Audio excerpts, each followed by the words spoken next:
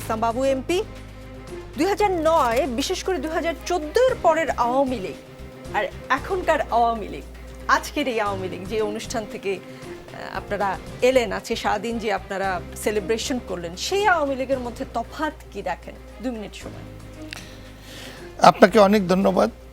আমার এই সামনে আমাদের আলোচক হিসাবে আমাদের প্রথিতযশা সাংবাদিক সৌরভ ভাইকে ধন্যবাদ। যে আমি শুধু একটি কথাই বলতে চাই, সময়ের বাঁকে বাঁকে বাস্তবতার নিরিখে দল সিদ্ধান্ত নেয়, দলের পরিবর্তন আসে, দল যথাযথ সিদ্ধান্তের মধ্যে দিয়ে এগিয়ে যায়। মানুষের প্রত্যাশা পূরণের জন্য আওয়ামী লীগের যে দায়িত্ব শুরু থেকে অদ্যাবধি যথাযথভাবে পালন করছে।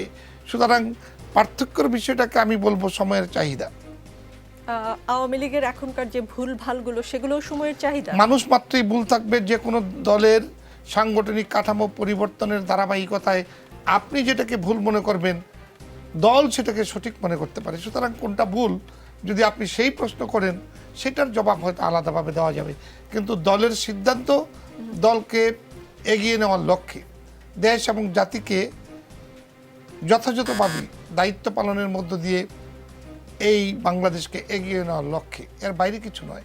জি, যদি বলি একদম ছোট করে বলতে, আওয়ামী লীগের এখনকার এই 2024-এর আওয়ামী লীগ, 75 বছর পেরোনো দল আওয়ামী লীগের সবচেয়ে বড় গুণ কোনটি, সবচেয়ে বড় দোষ কোনটি? সবচেয়ে বড় গুণ হলো বাংলাদেশ আওয়ামী লীগের নেতৃত্ব যিনি দিচ্ছেন, তিনি বঙ্গবন্ধুর কন্যা, রক্তের উত্তরাধিকার, যিনি দেশকে ভালোবাসেন, জাতিকে ভালোবাসেন, দলকে ভালোবাসেন, যার মধ্যে ভালোবাসার কোনো কমতি নেই। সেই কারণেই বাংলাদেশ আওয়ামী লীগ আমি মনে করি পুরোপুরি এই বাংলাদেশের জনগণের কল্যাণমুখী রাষ্ট্র গঠনের একটি তার মানে সহায়ক সবচেয়ে বড় শক্তি। গুণ আপনি বলছেন প্রধানমন্ত্রী শেখ হাসিনার ভালোবাসা। সবচেয়ে বড় দোষ কোনটি? সবচেয়ে বড় দোষ হলো যে রাজাকার আলবদরদের বিচার কার্য সম্পন্ন আমরা যথাযথভাবে এত বছরে করতে পারি নাই বিদায় এখনো দেশকে যারা পিছনের দিকে টেনে নিতে চায়, তারা নানামুখী আওয়ামী লীগকে বাধাগ্রস্ত করার অপচেষ্টা চালায়। সেই জায়গা থেকে শতভাগ মোকাবেলা করার এই উপযুক্ত দল হিসাবে আওয়ামী লীগ এখনো গড়ে উঠতে পারে নাই। সেই জায়গাটায় আমি মনে করি কমতি রয়েছে।